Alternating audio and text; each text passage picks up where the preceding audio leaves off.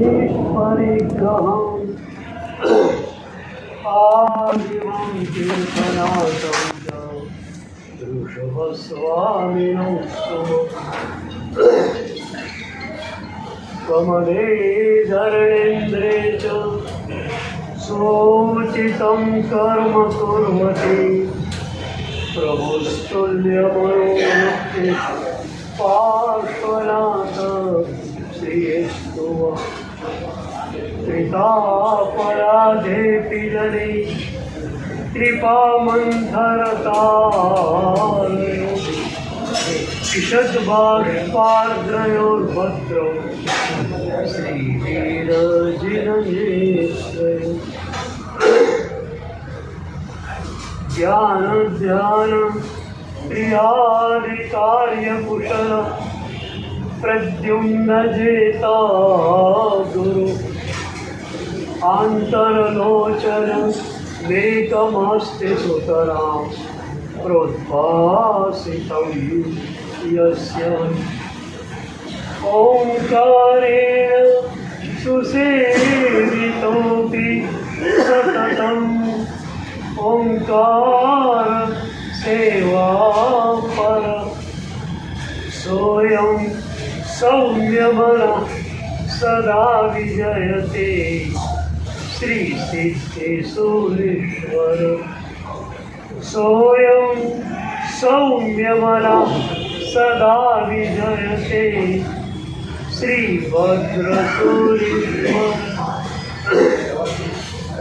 सोयं सौम्यमना सदा विजयते ओंकार सूरीश्वर सोयं सौम्यमना सदा विजयते अरविंद सूरीश्वर। प्रार्थना અને પ્રસાદનું એક મજાનું વર્તુળ છે. પ્રસાદ પ્રભુની કૃપા નિરંતર આપણા પર વરસી રહી છે. એક ક્ષણ એવી નથી, એક સેકન્ડ એવી નથી કે પ્રભુની કૃપા ન વરસે. પણ આપણે એને ઝીલીએ શેમાં? પ્રાર્થનાના પાત્રમાં હૃદયની વિનાશની પૃષ્ઠભૂમિ ઉપર.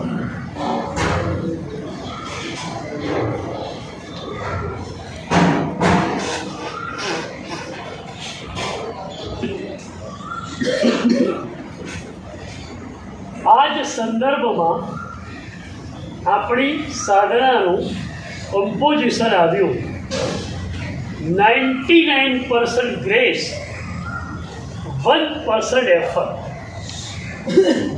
99% માત્ર પ્રભુની અને સદગુરુની કૃપા, 1% તમારો પ્રયત્ન. અને એ પ્રયત્ન એટલે હૃદયની વિનાશ, એ પ્રયત્ન એટલે સમર્પણ, એ પ્રયત્ન એટલે પ્રાર્થના. આ જ વાત 15મા સ્તવનમાં પૂજ્યપાદ આનંદ ઘનજી ભગવંતે બતાવી. બહુ પ્યારી પ્યારી કડી છે. પ્રવચન અંજન જો સદગુરુ કરે, પેખે પરમ નિધાન. હૃદય નયન નિહાળે જગદણી, મહિમા મેરુ સમ. હમણાં જ ભાગ્યેશ વિજય સુરીજીએ કહ્યું, પ્રભુનું દર્શન કઈ રીતે કરવું.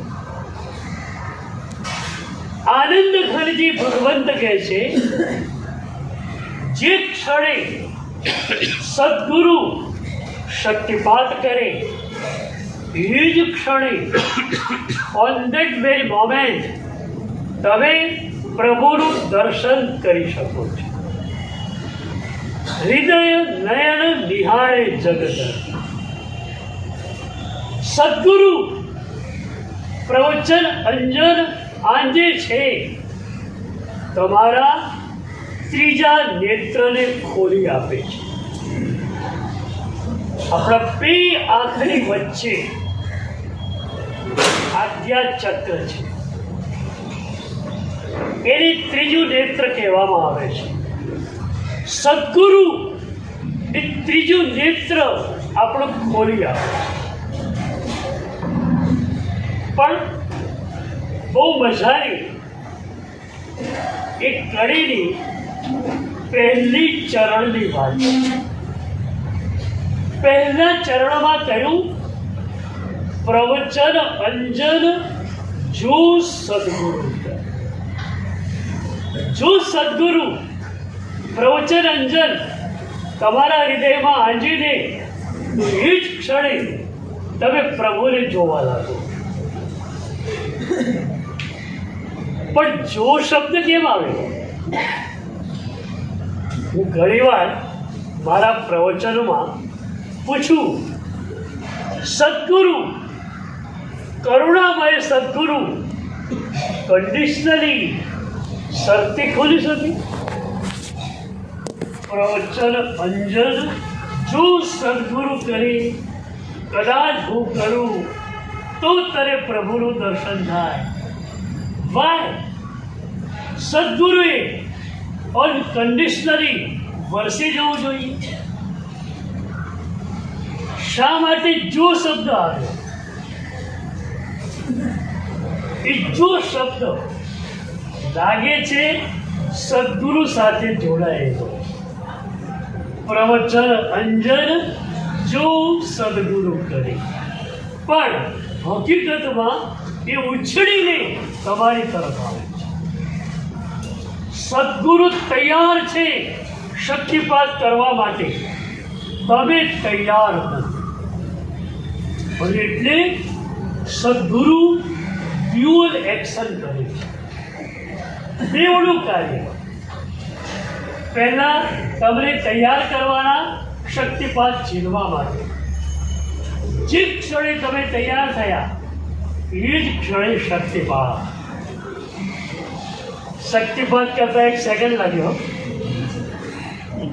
પણ શક્તિપાત ઝીલવા માટે તમને તૈયાર કરતા વર્ષો નહીં, જન્મો લાગી ગયા. હું ઘણીવાર પૂછતો હોઉં છું પ્રવચનમાં કે સદગુરુની કેટલી રાહ તમે જોડાવો? સદગુરુ તૈયાર છે શક્તિપાત કરવા માટે. ડ્યુઅલ એક્શન એમનું ચાલુ છે. તમે ક્યારે સદગુરુને તક આપશો?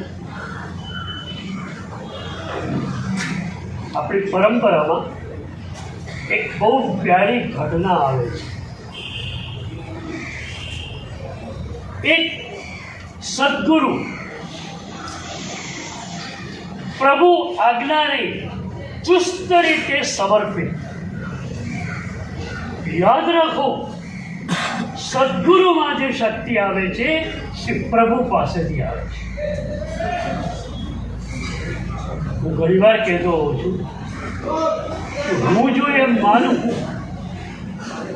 કે યશોવિજયનો વાસક્ષેપ કોઈના માથા ઉપર પડે અને કોઈનું કામ થઈ જાય, એ વખતે યશોવિજયના હાથમાંથી માત્ર ચંદનની ભૂકી ઝરે, એનર્જી કાંઈ ન હોય. એનર્જી ત્યારે જ આવે જ્યારે યશોવિજય ન હોય. પ્રભુએ એવી કૃપા કરી, યશોવિજય નામની સંગઠનાને પ્રભુએ લુપ્ત કરી નાખી. હવે મારે કંઈ કરવાનું ન રહ્યું, મારે કંઈ બોલવાનું ન રહ્યું. I have not to speak a single word.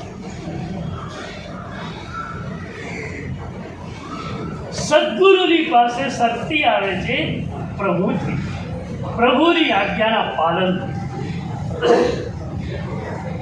એ સદગુરુદેવ સેંકડો વર્ષ પહેલાંની આ વાત છે. એવા તો પ્રભુને સમર્પિત હતા કે પગ ચાલી શકતા નહીં, ડોળીમાં વિહાર કરવો નહોતો, છતાં પ્રભુની આજ્ઞાને એટલા સમર્પિત 4 મહિના ઉપાશ્રયના હોલમાં રહ્યા. કાર્તિક સુદ પૂનમ આવી તરત શિષ્યોને કહેશે, યા તો ઉપાશ્રય ફેરવી નાખો, યા તો રૂમ ફેરવી નાખો. પ્રભુની આજ્ઞા નવકલ્પી વિહાર થવો જ છે. આવા સદગુરુ પાસે એક સાધક આવ્યો. વંદના કરીને એણે વિનંતી કરી, ગુરુદેવ મને સાધના દીક્ષા આપો. આપણે ત્યાં 3 જાતની દીક્ષા છે. એક મંત્ર દીક્ષા, બીજી સાધના દીક્ષા અને ત્રીજી જીવન વ્યાપીની દીક્ષા. તમે ઉપધાર કોઈ પણ સદગુરુની દિશામાં કર્યું અને એ સદગુરુ દેવે તમને નમસ્કાર મહામંત્ર આપ્યો, એ ગુરુદેવ તમારા મંત્ર દીક્ષા દાતા ગુરુદેવ થાય. એક ગુરુદેવ પાસેથી તમે સાધના લઈ રહ્યા છો તો એ ગુરુદેવ તમારા સાધના દાતા ગુરુદેવ છે. આપણી પરંપરા એવી છે કે એક શ્રાવક સદગુરુ પાસે આવે, એને 3 કલાક રોજના સાધના માટે મળી શકે.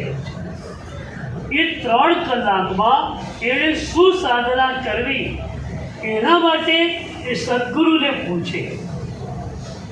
સદગુરુ એને સાધના આપે. પછી દર 4-6 મહિને એ જ સાધના દાતા ગુરુદેવ પાસે એ સાધક જાય. એ સાધના કરવા દ્વારા પોતાની ભીતર કેટલું પરિવર્તન આવ્યું એની વાત એ ગુરુદેવને કરે અને ગુરુદેવને લાગે તો એ સાધનામાં સુધારો વધારો કરી આપે. એક જીવંત વર્કશોપના રૂપમાં સાધના ચાલતી હતી. ડૉક્ટર પાસે ગયા, દવા લખી આપી, તમે દવા લીધી, પાછું ભાઈને મળવા ગયા, તમને પૂછી દે, સુધારો વધારો કરે, ફરી તમે ભાઈને જાઓ. આ જ લયમાં આપણે ત્યાં કામ ચાલતું. પહેલી મંત્ર દીક્ષા, બીજી સાધના દીક્ષા અને ત્રીજી જીવન વ્યાપીની દીક્ષા. ફ્યુચર પ્લાનિંગ તો આજ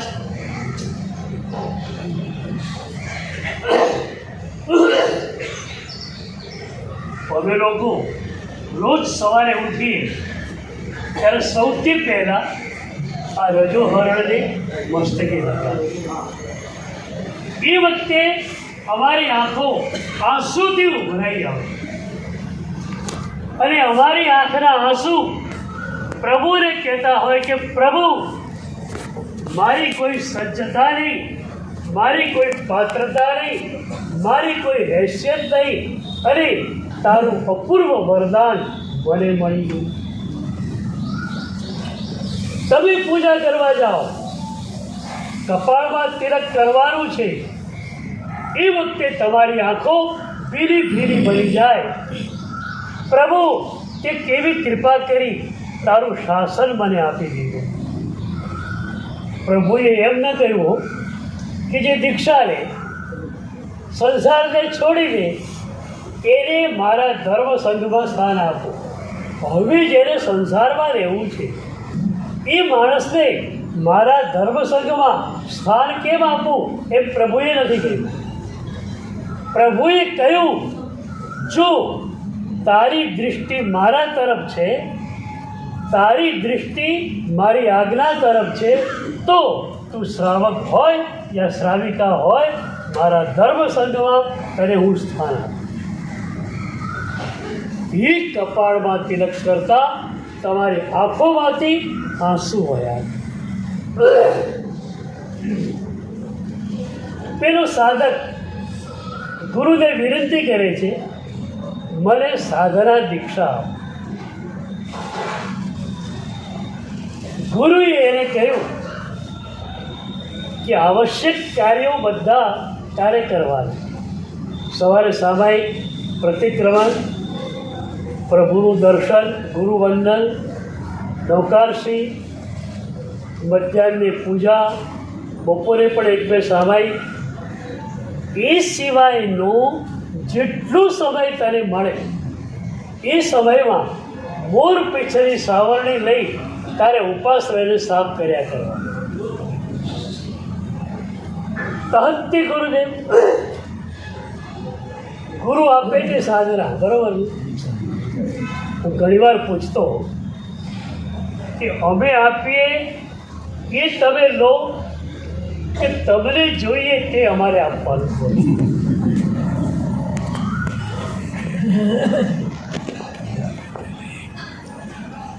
અમને તમારા માટે જે ઠીક લાગે એ આપી દઈએ ને તમને. ઓઘો નહીં આપું હમણાં, ગભરાતા નહીં. અમે તમને આપીએ એ તમે પ્રેમથી સ્વીકારો કે તમારે જોઈએ એ અમારે આપવાનું. સાચું.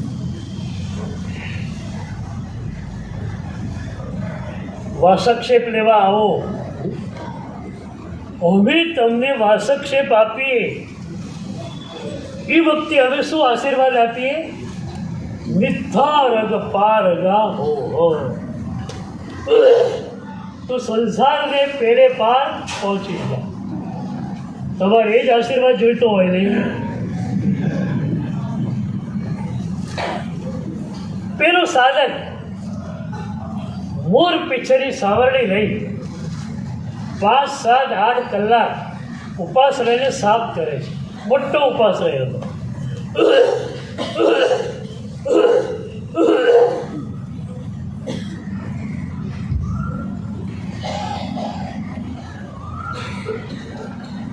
એના પછી આવેલા ન્યૂ કમર્સ ગ્રંથો પડી ગયા.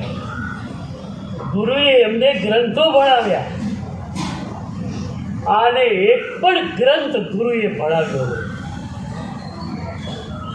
મજાની વાત એ હતી કે ગુરુની પાસે સમર્પિત થઈને આવ્યો છે.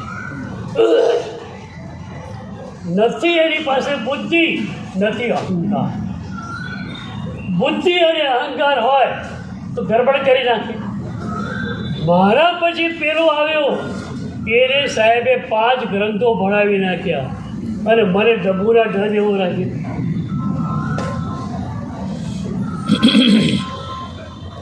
એક જૈન કથા આવે છે. તિબેટમાં એક સાધક ગુરુ પાસે ગયો. ગુરુને કહ્યું, મને સાધના દીક્ષા આપો. સદગુરુ ફેસ રીડિંગના માસ્ટર છે. તમે તમારી સાધનાની કેફિયત વર્ણવો એ તમારા તરફ ખુલતી વાત છે. સદગુરુ માત્ર તમારા ચહેરાને જોઈને તમારી સાધનાનું સ્ટેન્ડ પોઈન્ટ નક્કી કરે છે અને આ જન્મના છેડા સુધીમાં તમને ક્યાં સુધી પહોંચાડી શકાય એમ છે એ પણ સદગુરુ નક્કી કરે છે અને એના માટેની એપ્રોપ્રિએટ સાધના પણ સદગુરુ આપી દે છે. પેલો સાધક આવ્યો, ગુરુએ જોયું કે અહંકારથી હૃદય ભરાયેલું છે. હવે આને સાધના આપવી શી રીતે? અને આપવું તો રહે ક્યાં, ટકે ક્યાં? પણ ગુરુ મજાના હતા. તિબેટના આશ્રમોમાં ત્યાં ઠંડી બહુ હોવાને કારણે સવારથી સાંજ સુધી ચાની કીટલી ઉકળ્યા કરતી હોય. એ બૌદ્ધ ગુરુ કહે છે, તું સાધક તો પછી પહેલાં મારો મહેમાન તો કરો, ત્યારે ચા આપો. ગુરુએ પોતે ચાની કીટલી હાથમાં લીધી, કપ રકેબી સામે મૂક્યા અને ગુરુ પોતે ચા સર્વ કરે છે. કપ ભરાઈ ગયો, ચા રેડાવાનું ચાલુ. હવે રકેબીમાં જાય, રકેબી ભરાઈ ગઈ, ચા રેડાવાનું ચાલુ, ચા ઢળે જાજમ ઉપર. પેલું કે સર સર સર શું કરો છો? ચા તો જાજમ પર ઢળે છે. ગુરુ કે તું કંઈક સમજ્યો? કપ અને રકે બી ભરાઈ ગયા, હવે ચા નાખીએ તો જાય ગયા. તારું હૃદય બુદ્ધિ અને અહંકારથી ભરાયેલું છે. હું સાધના નાખીશ તો સાધના જશે ક્યાં? પેલા ખાલી થઈને મારી પાસે આવી જાય. આ સાધક ગુરુ પાસે ખાલી થઈને આવ્યો છે. નથી બુદ્ધિ, નથી અહંકાર.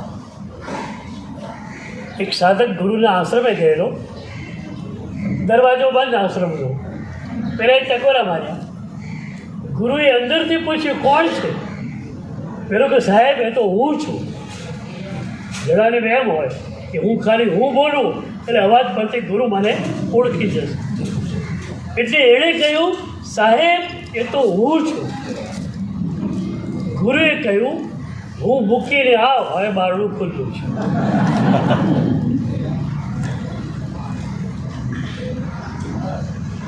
પેલું સાધક મોર પિક્ચરની સાવરણી લઈ ઉપાશ્રયમાં કચરો કર્યા જ કરે છે.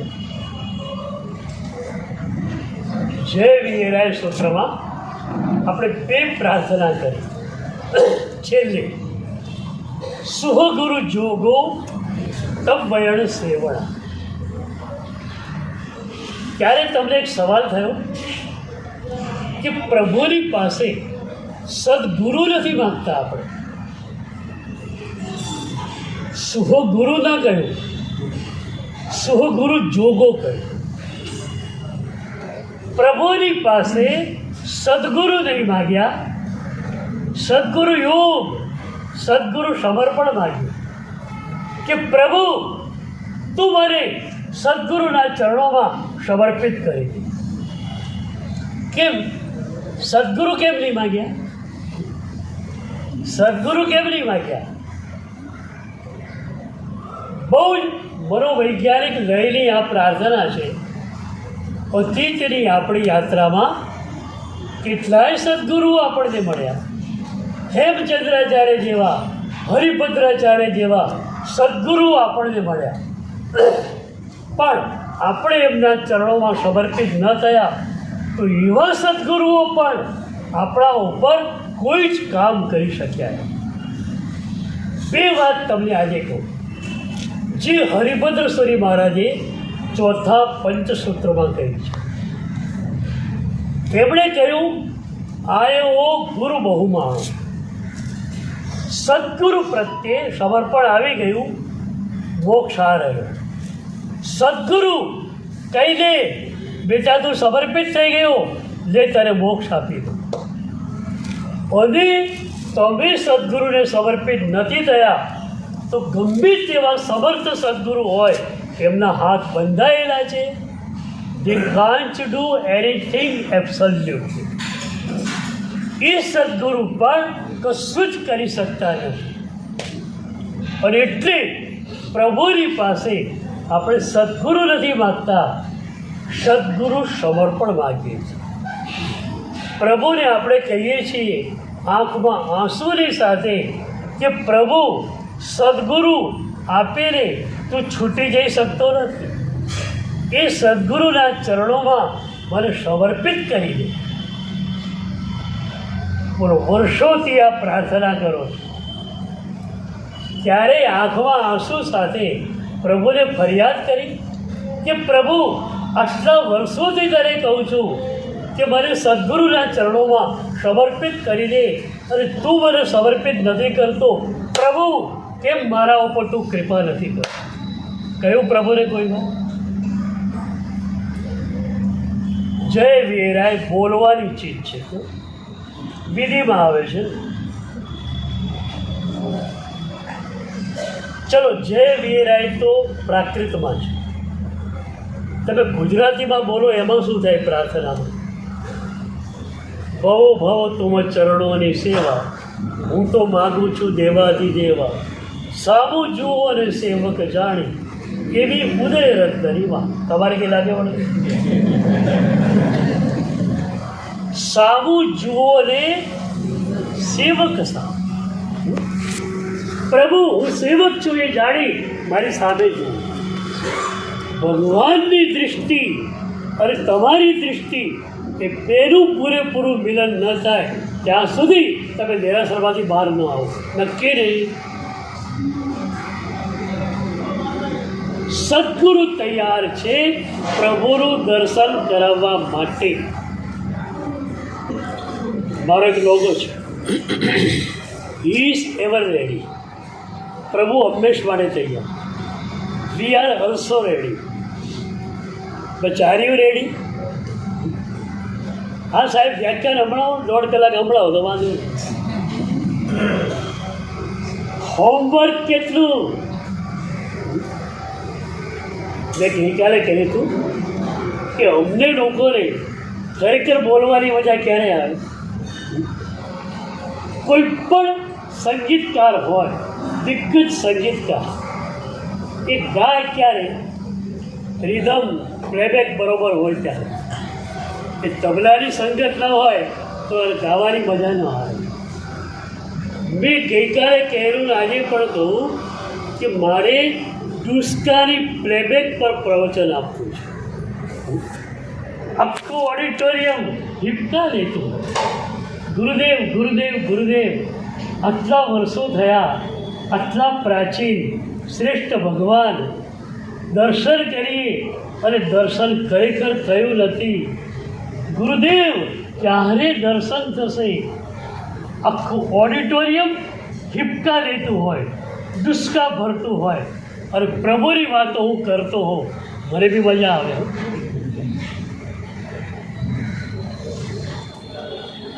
તો સુગુરુ જોગો પછી તવયણ સેવન.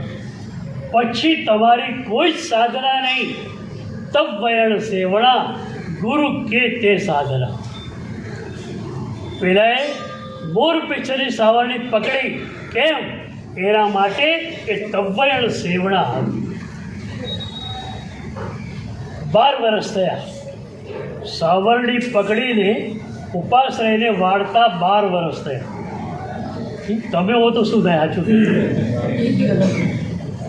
તમને હું સાવરણી પકડાવું, 6ઠ્ઠા દાડે તમે દેખાવો નહીં. સવારે હું પૂછું ભાઈ પેલો ક્યાં ગયો?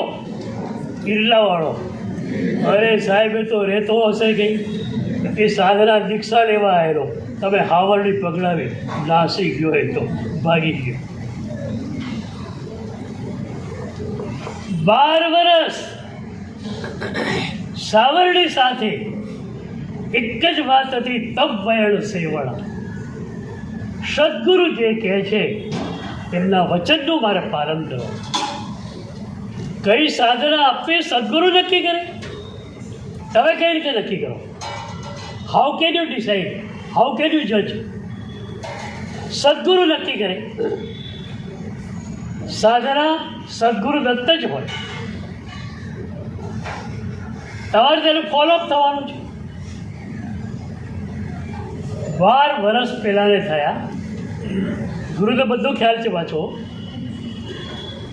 રોજના નિયમ પ્રમાણે સવારે વંદન કરવા આવ્યો.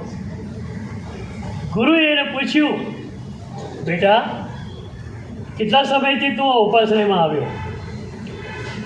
સાહેબજી 12 વર્ષથી. શું કર્યું તે 12 વર્ષમાં? સાહેબજી આપે ગયેલું સાવરણીથી ઉપાશ્રય સાફ કરવાનો, બાકી આવશ્યક કાર્યો મારે બધા કરવાના. ગુરુદેવ આપે કહ્યું એ રીતે સાવરણીથી ઉપાશ્રય સાફ કરું છું. એ વખતે એ સદગુરુએ શક્તિપાત કર્યો છે. શક્તિપાત 4 રીતે થાય.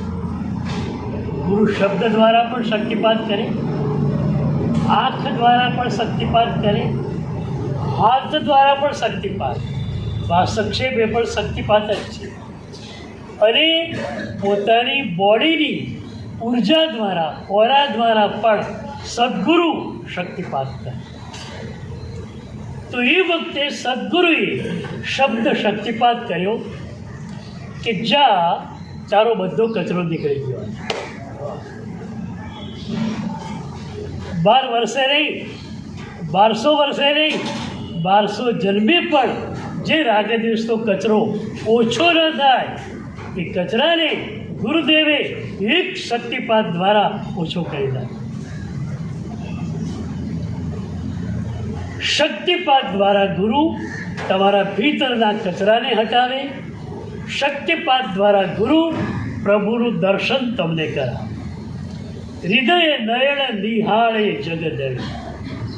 જે ક્ષણે શક્તિપાત થયો એ જ ક્ષણે હૃદયની આંખોથી તમે પ્રભુને જોવા લાગો.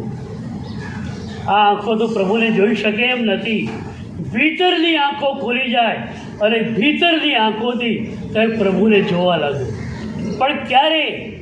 પ્રવચન અંજન જો સદગુરુ કરે. શક્તિપાત સદગુરુ કરે ત્યારે. સદગુરુ શક્તિપાત કરવા તૈયાર છે અને તમે શક્તિપાત ઝીલી શકો એના માટે ડ્યુઅલ એક્શન પણ ચાલુ છે. બોલો, પેલી વ્યક્તિમાં તમે જુઓ, એ સાધકને ઉપર શક્તિપાત કરવો હતો તો ગુરુએ પહેલા દિવસે કેમ નહીં કર્યો? 12 વર્ષ સાવરણી કેમ પકડાવી? એક જ કામ ગુરુએ કર્યું. એ સાવરણી પકડાવીને ગુરુએ એના અહોભાવને એકદમ પીક એક્સપિરિયન્સ પર લઈ ગયા. સામાન્યતયા ગુરુની સેવા કરવા મળે ને અહોભાવ આવે. ગ્રંથ ભણવાનું ગુરુ કહેતો એ અહોભાવ આવે. તો સાવરણી પકડીને 8 કલાક કામ કરવાનું, એમાં અહોભાવ વધે ખરો? પણ એવો એક અહોભાવ આની પાસે ગુરુ પ્રત્યેનો હતો. ગુરુ કે તે સાધના મારે કંઈ વિચારવાનું છે જ નહીં. અને એ 12 વર્ષ સુધી સાવરણી પકડીને વાળતો રહ્યો. અહોભાવ એનો વધતો ગયો. જે ક્ષણે ગુરુને લાગ્યું અહોભાવ ચરમ સીમા પર આવી ગયો છે, એ જ ક્ષણે ગુરુએ શક્તિપાત કરી દીધો.